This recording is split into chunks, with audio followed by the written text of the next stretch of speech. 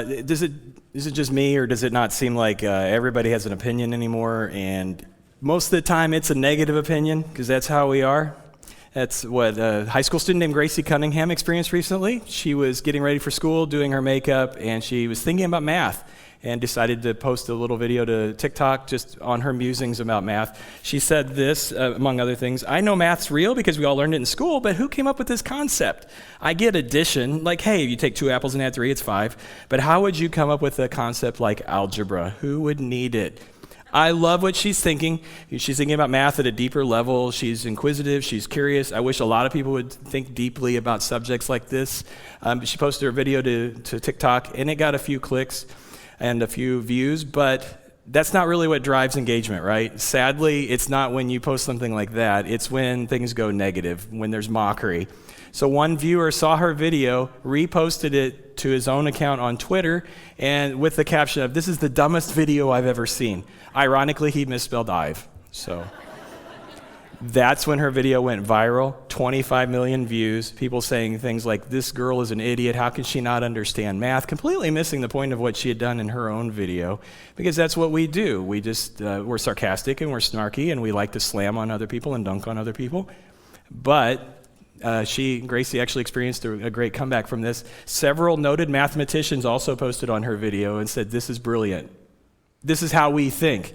This girl is thinking about the deeper levels of math. It's what drives us to engage at a deeper level." One mathematician in particular, Dr. Eugenia Cheng, posted a several-page response, said she thought she was brilliant. You all should just basically shut up. It's nice when something like this turns out that way, but it doesn't always. You and I both know, anytime you try to do something, say something, be something, there's going to be somebody who's going to be critical and negative about it. And that's why we're talking about be positive. We want to get on the flip side of that. But how do you deal with life when you know that there's always going to be a critic out there taking a pot shot at you? Well, I would tell you this: just understand, as we go forward, you're going to be criticized. How do I know that? Because literally the world's greatest man and the world's only perfect person they were both criticized. If you go to the Bible and you go to Matthew chapter 11, I'll just read this to you. These are the words of Jesus, and he's actually talking about John the Baptist in verse 11. And he says, "I tell you the truth, of all who have ever lived, none is greater than John the Baptist." And Jesus is just making a point. Of all the people in humanity who have walked the planet up to the time of Jesus, the world's only perfect man says, John the Baptist was the greatest. And then Jesus goes on in verse 16 and says this: "What can I compare this generation to? It's like children playing a game in the public square. They complain to their friends, 'We played wedding songs and you didn't dance. So we played funeral songs and you didn't mourn. For John didn't spend his time eating and drinking.' And you say, 'Well, he's possessed by a demon.' Well, the Son of Man, on the other hand, feasts and drinks. And you say, 'Well, he's a glutton and a drunkard, a friend of tax collectors and sinners.' But wisdom is shown to be right by its results." People are always going to find reason to take fault. They took pot shots at John the Baptist because he wouldn't eat and drink. He only ate locusts and honey, and he fasted a lot. Like, oh, he's obviously demon-possessed. The world's greatest man. Then the world's perfect man, Jesus, and people took pot shots at him. He's perfect. And they're like, okay, so you're eating and drinking too much. You hang around with the wrong kind of people. The two most important people in human history up to that point got pot shots taken at them. What does that tell you, and what does it tell me? You're going to be criticized. Just accept it. No matter what you do, no matter how careful you are about what you say, no matter how careful you are about the example you set, people are going to have an opinion about it. It's often going to be negative. You think about the Apostle Paul. A good chunk of the Bible written by this man. The things that I know about Jesus and about understanding my faith, and you too, I come through the Apostle Paul. He planted churches. There are so many people who are Christians right now because of him. They're in heaven right now because of him. And people in the churches he planted, and he baptized these people, and he led them to the Lord, took pot shots at him. A couple of weeks ago, we talked about Moses leading the Hebrew people out of slavery in Egypt to the land that God promised them. They complained every step of the way. If they didn't avoid criticism, you won't either. Just accept it. You are going to be criticized. So what do you do with that? Do you just try to hunker down and never do anything, never say anything, never have an opinion? I don't think you need to do that. I can maybe give you an analogy about how we go forward in this way. It was about 7 years ago. I was hiking on the Appalachian Trail, North Carolina. It was in the summer, hot, humid, sweaty afternoon. I had just gone through an old homestead, an old farm that had been there since the 1800s. It had been abandoned for maybe 100 years. Went through an overgrown apple orchard, still had apples. Beautiful place. I was about halfway up a mountain when it just got dark. We know how that is in Missouri. You just feel like this sense of ominousness. And then there was this loud rumbling. I thought, well, that wasn't a truck. And then a flash of light, and just in a moment, it just started pouring. And I'm halfway up the mountain, so what do? At first, my thought was, okay, this is probably dangerous, and I hunkered down under a blown-down tree, and I thought, well, I'll stay dry here and wait out the storm. Well, I was getting soaked. So finally, I just decided, I'm going to be soaked if I stay here. I'm going to be soaked if I walk. I might as well go ahead and go on up to the top of the mountain. And I did. I got to the top of the mountain just as the storm broke, and I got to see this. And I think we got a picture of it, maybe. I got to see myself standing at the top of a mountain. Do we have it? No, we don't. Hey, well, I was going to say, use your imagination, picture a beautiful scene. It was. And I want you to think about this. You can hunker down and hide from the criticism, or you can just move forward. And I think that's probably the best thing to do. Let me give you a couple of ideas about how you can do that. First of all, you know you're going to be criticized. You can choose to accept or reject the criticism. You may not be able to control what people say about you or think about you, but you can certainly control your response. And sometimes there's a time to accept the feedback or the criticism people are giving you, because sometimes, no matter how untrue it feels or how unfair it feels, people are telling you something that is true, and you would do well to listen to it. Because even in the worst criticism with the worst intentions, there might be something there that will help you move forward. Proverbs chapter 15, verse 31 and 32 says this: if you listen to constructive criticism, you will be at home among the wise. Yeah, if you reject discipline, you're only harming yourself. But if you listen to correction, you grow in understanding. I mean, this is great. Listen to constructive criticism, you'll be at home among the wise. If you listen to correction, you'll grow in understanding. There is a time to accept the criticism that comes your way, or at least portions of it, to think it through. I would argue that some people, maybe all of us at one point or another, aren't moving forward as much as we could, and we're not becoming the mature people we could be because we're just out of hand rejecting any feedback that comes our way. I just don't want to hear it. I don't want to listen to it. I don't want to accept that maybe there's some things that I'm doing wrong. And there's a fantastic book that's been really helpful to me. I think it's even available at our library here, and it's called Thanks for the Feedback. And it's not really a book about how to tell people what's wrong with them better so they finally listen to you. It's really about me and you just accepting the comments and the critiques that are coming our way and learning how to discern the good from the bad and how to become wiser people, how to become better in our understanding. One of the things the authors talked about early in the book that was really helpful to me is there are a few triggers that get in the way of our ability to receive something that somebody's sharing with us that actually could be helpful. And one of them was they call it a truth trigger. When someone says something to you that you just immediately go, well, that is so wrong that I'm just going to stop listening to you because what the thing that you're saying just doesn't seem right to me. And so you just shut it down. Like maybe there is a situation where they just don't have all the facts. And so, if you just told them a couple of things, they go, oh, yeah, you're right. But maybe it's just that it sounds wrong, but it's that you've got a blind spot. And there's someone who actually cares about you enough to tell you, this is going on, and you would do well to go, this doesn't feel right to me, but I'm going to listen to you because I want to be a wiser person. And then they talk about relationship triggers. It's not that what you're saying is wrong, it's just that you're wrong. I don't want to hear it from you, right? Like somebody's telling you something, you're like, we started the company at the same time. Why do you think you know more than I do? So they might be telling you the truth, but just because of who they are to you, you don't want to hear it. Maybe it's somebody in your family. I just don't want to listen to you. I don't know that you have my best interest at heart. So there's a time when you just have to think about, maybe if you're the one who's given a little bit of feedback, maybe they need to hear it from someone other than me. Or maybe you need to ask yourself, is this true, but because of it's who's telling me that I just don't want to listen to it?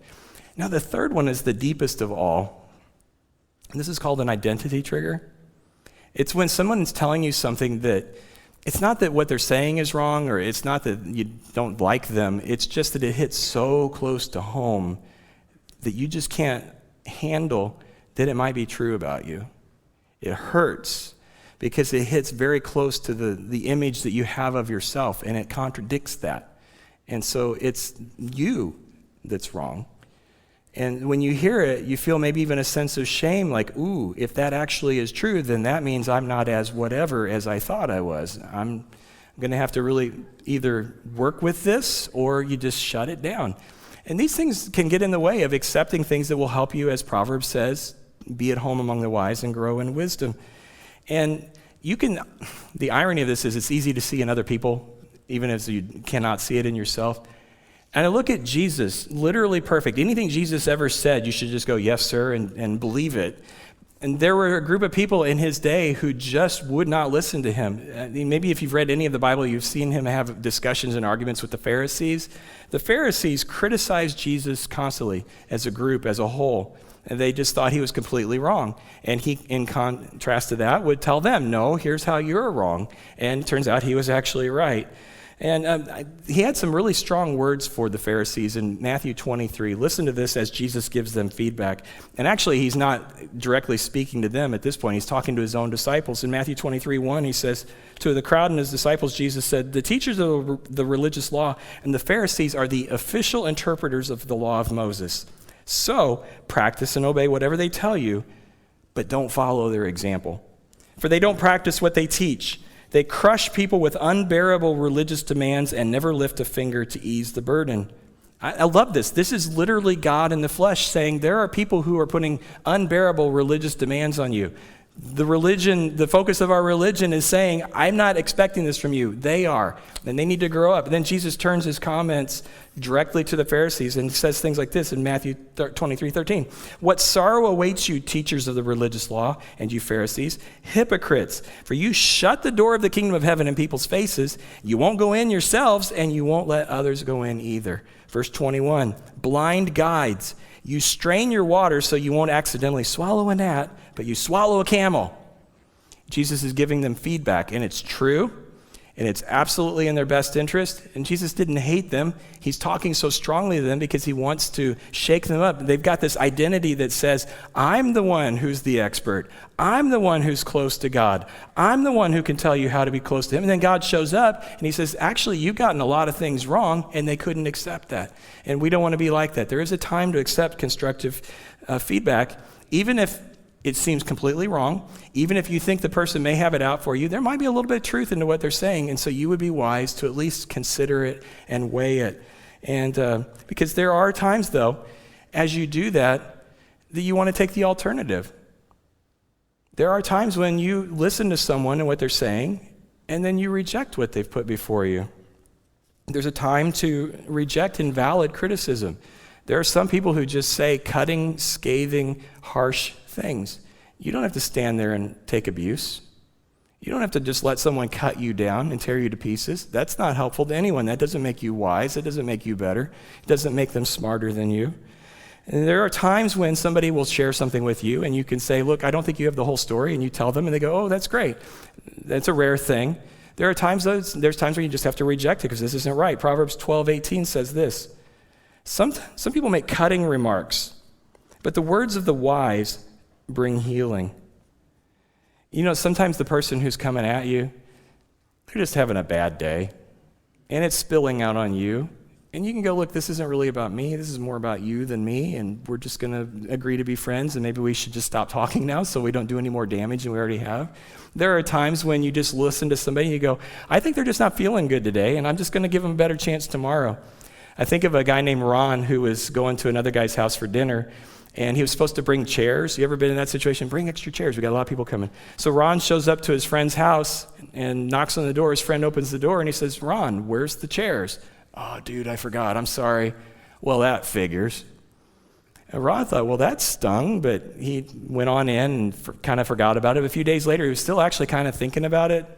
So he called his friend up and he said, hey, you know the other day when I forgot the chairs and you said it figures? And his friend just cut him off right there and said, dude, I'm so sorry, Ron.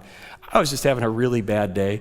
And you were just the last in a chain of things. Because every meeting I went to at work all day, somebody forgot something or hadn't done what they were assigned to do. So when by the end of the day you came and you'd forgotten the chairs, it was just yet another thing. And I was like, okay, that figures. Of course you forgot the chairs. That's how my day's going. And I was just being a jerk. I'm sorry. Wouldn't it be great if all the things worked out that way, where we just all kind of came to an understanding of why we're being criticized? It doesn't always work that way. There are times when someone is just coming at you, and it may be a deeper issue. There may be some mental health issues there. There may be some physical ailments that just are not allowing them to be at their best. There may be some history of they've seen abusive speech and harsh words modeled, and they just don't know another way to approach life. Whatever it is, again, you don't have to just stand there and accept that abuse from someone else. There's a time to just say, I'm not going to accept this. I won't reject the person, but I certainly don't have to accept what you're throwing my way. Now, this is a big one I need to talk about, and I hope that this is not a huge category of people, but you may have at least one person in your life who's like this. They just genuinely enjoy criticizing. They just really find it fun to poke the bear and see what happens. They like to stir up a fight and step back. They really feel like that God's gift to the world is their ability to see what's wrong. As I think about what Pastor Steve Cuss says, in leadership, the ability to see what's wrong is the lowest hanging fruit. Everybody sees what's wrong if you're intelligent. Show me that you know how to fix it. But if you got someone like that in your world who is just incredibly toxic and relishes in it, you probably need to put some boundaries in place to protect yourself from that person, because it's not really healthy or helpful. Some people just genuinely enjoy sitting in a seat of superiority, judging everyone else's actions. It makes them feel better about themselves. Sometimes it's a way that they bond with other people. We get together and we criticize everyone else. You don't need that. I was thinking about something. I just had this memory flash into my head a while back. My wife, when our two little ones were very little, had one of those moments. If you're a parent, you've had this experience where your child just has a meltdown. And if you're not a parent and you haven't had experience, you've been that child. I guarantee you've had a meltdown and your parents have had to endure you. And the fact that you're still alive right now is a huge kudos to your parents. So my lovely wife was at Walmart in the parking lot, having done all the shopping, trying to load one of our daughters into the minivan into her car seat, and she had just decided, I've had enough, which I understand. That's an appropriate response to having been made to go to Walmart. So I don't have any fault with that at all. But little lovely daughter had had enough and screaming about going into the car seat, and that's when my wife noticed, she had that feeling like you're being watched. And she looked, and several cars over, a middle-aged woman had got out of her car and was just standing there watching, like it was a show on TV, with a look of almost like smugness, like I did better than you when I was a mom, and almost also a look of, I can't wait for you to do something wrong so that I can video it and post it to social media and talk about what a bad mom you are. So my lovely wife was awesome. One hand on the kid in the car seat, make sure she didn't hurt herself, and direct eye contact with that Karen over across the parking lot. Stared her down. Just kept staring until the lady finally got embarrassed and went on into Walmart. Because there are some people, let's just be honest, who just really are critical and negative, and they think they're better than everyone else, and you just, until God deals with them and with that spirit, you just kind of have to do what you can to protect yourself. And, I could cut the message off right now, and I think we probably have a lot to chew on, but I probably ought to talk about the fact that all of us at one point or another, we've been criticized, and we've probably put ourselves in the position of being the one who criticizes. Maybe we ought to talk a little bit about what do I do if I think that I've got a critical heart? Because we all do at some level or another. And I don't think that we should avoid thinking about what do we do if that's us. I've just learned this about myself, and I've not learned it recently, but I'm still working on it. I can be overly critical. It's just partly the way my personality works. I notice what's wrong with something, hopefully with the idea of fixing it, but that's not a great way to go through life, finding all the things that are wrong and pointing them out. It just trains yourself to be negative. And I've learned that I can be harsh with my words, and I think I shared this with you, I don't even know, maybe it was last year. I've tried to be more pent up with my words. Positive, encouraging. Is this necessary to say? If it's not, don't say it. And I want to make sure I say things that are true. So you're welcome to use that if that helps you. I literally try to just stop and think before I say something. So if I say something harsh to you, it's because it didn't catch the filter first, and I'm sorry. And if you don't know what I'm talking about, then okay, I'm glad. Maybe it's working. Maybe that'll give you hope that the Lord can help you too, because I think the Lord can change all of us, because we want to be people who build one another up. The Bible says this in Galatians chapter 5, verse 14 and 15. The whole law can be summed up with this one command: love your neighbor as yourself. But if you're always biting and devouring each other with your words, watch out. Beware of destroying one another. We never want to put someone else down who's been made in the image of God. We only want to say things that if it is hard, if it's a difficult thing you're saying, it's only with the intention of building them up. And we'll get more into that next week because I think there's so much to the upside of being encouraging people. And this is the good news for me is that God is in the business of changing people who are difficult and people who are ornery and people who sometimes don't have all the right examples in their life. God can change any of us and he can change all of us. And as I look across the room and as I think about all of you who are joining in online, I love that God wants all of us to be examples of how his grace changes people. And you get to be exhibit A in that. But I want to say the moment you start criticizing someone and being harsh with someone, you're tearing them down and you're not building them up and you're hurting them and you're hurting yourself. All of you who are in a relationship right now, let's just talk about that a little bit. Because critical words don't ever build a better marriage. And there are some things that maybe are hurting your relationship and your ability to move forward and to be closer to one another.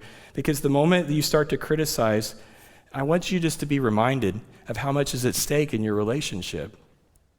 Does that mean there's never any room for complaints and genuine, legitimate things that we need to discuss? No, of course not. That's part of marriage is negotiating all of those things for the rest of our lives. And in that way, we improve one another. But at the same time, we got to think, is this really actually meant to build them up, or is this just meant to make myself feel smarter, or is this meant to win an argument?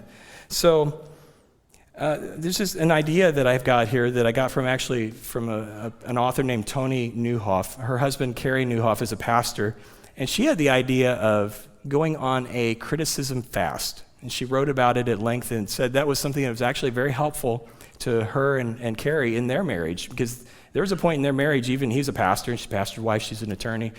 So there was a lot of criticism, there's a lot of contempt, there's a lot of arguing going on, and we just had this negative cycle going on, and we need to get on top of it. And one of the things that they found through counseling and just talking it out was go on a criticism fast where you don't criticize each other. You start the clock on day one, and you see how long you can go without saying something critical to each other. And the spouse is the one who gets to call balls and strikes and fouls, not you. That wasn't critical. You don't get to decide. It's your spouse that gets to decide. I think you might find this to be really helpful. So if you're having a conversation that goes kind of like, hey, I really thought that we had an agreement that you were going to pick the kids up from school every day this week, and it looks like I was the one who picked the kids up every day from school this week. That's a genuine thing. That's not a criticism. But when you go, look, you haven't picked the kids up once this week. That's so like you. You never remember anything. You don't care about the kids. There's always something more important to you. That's criticism. And then you reset this clock and say, let's not do that. And if you're thinking, well, they're pastors and pastor's wife, that must be easy for them. Their longest streak was 4 days. And that's after a lot of work. So you can do this. It's an idea that you might want to think about if you're a person who recognizes, maybe I'm a little bit harsh with my words. Let's just set the clock at 0. We're going to try to go as long as we can without saying anything critical. And if we do, we'll just reset the clock and we'll try to beat our old record. I think God wants us to work on this. And as I was thinking about this message and working through it all, I actually honestly was praying for all of you. I'm praying for myself and all of our relationships, our friendships with brothers and sisters, with our friends, with our spouses, that we would get on the plus side of this. That this weekend even might be a turning point for you where you start thinking differently about the things you say and the things you do and the impact that they might be having on other people. And I think that there's also some things that have been said to you that you need to get out from under the weight of. And you've carried the weight far too long. You may have had words spoken to you that were harsh and critical, and that person's not even alive anymore, and you're still carrying the weight of what they said to you, and you don't need to carry that anymore. There may be things that were spoken to you that weren't even true, and you're still acting as though they were. And God wants to set you free from that. And you might be a person who says, I think I know, and I don't think I know, I am a critical person. And I just don't know how to, I want to say something nice, but something harsh comes out. God can help you with that as well. Today might be the day where he sets you free from some things that have been burdening you for a long time. 2 years ago, 2019, the Colorado Bureau of Parks and Wildlife began receiving calls from landowners about an elk that had a tire around its neck. And for 2 years, they would get these calls. They would get pictures sent to them from trail cams. This poor thing just had this, and as it got bigger, it got tighter. Well, finally, November of 2021, some agents were actually able to tranquilize this elk. They couldn't cut it off because of the steel bands in the tires, so what they did is they took his antlers off, and they took that tire off, and they woke him back up, and for the first time in 2 years, that elk could actually be free. And you think, well, the tire's bad enough. That thing was full of crud, over 10 pounds of mud and pine needles. And he lost his antlers, so that's going to be a rough season right now, but they'll grow back. But he's free. He doesn't have to carry that weight anymore. I want you to feel the same way. I want you to be able to walk out of this experience this morning feeling free. I can't do that for you, but I can point you to the one who can. And Jesus can set you free from anything that's weighing you down. And all it takes is the humility to ask for help, to push aside pride, to push aside the expectation that if I broke it, I should fix it, and just turn to him and say, I need you. That's actually what you're saying when you say, I want to become a Christian. I want Jesus to be the Lord, leader of my life, but I also need him to be my Savior, the one who sets me free from things that I can't set myself free from, the one who forgives me of all my sins, gives me a whole new hope for my future that I never would have had on my own. I want that so much for you. I want that so much for all the people who live around us who don't even know that's possible for them this morning. Wherever you're at right now, I know that God wants you to be freer than you are currently. Will you just have a simple conversation with him and turn some things over to him? Maybe words that were spoken to you, words that you wish you could claw back that you spoke yourself. And just let God do some things with his grace that you could never do on your own. Would you pray with me right now? Father, I thank you that you are here with us right now, that your love is so amazing, that you put us first and you do what is best for us, and that you offer us salvation and freedom. And I pray for you just to make this a day of true freedom for so many people who are willing to look to you and ask for help, that you will open up opportunities that we never would have seen, that you'll change the way we think and the way we speak, that you will show us that there is nothing that we can fear that you can't overcome. If there's something within us that's deep and we just feel so much guilt over or shame or just are afraid of, will you show us that you're greater than all those things, that you have a way out? And I pray for you, Lord, to give us courage to take the next step that we need to take. And I pray in Jesus' name, amen.